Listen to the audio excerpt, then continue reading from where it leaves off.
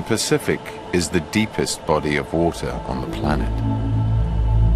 But sometimes the seabed shoots to the surface. Behold, one of nature's rarest sights.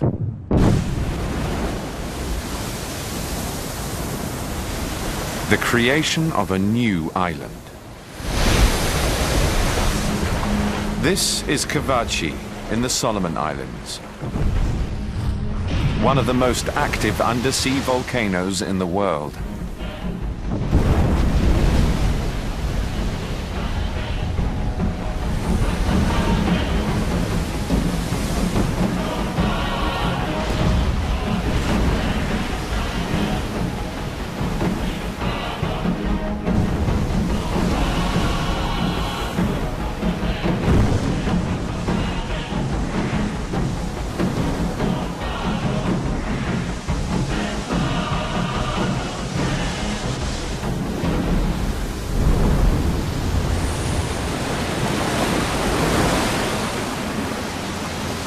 In the last 100 years, Kavachi's emerged above the waves just a handful of times.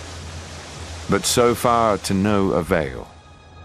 Powerful waves keep sweeping its efforts away.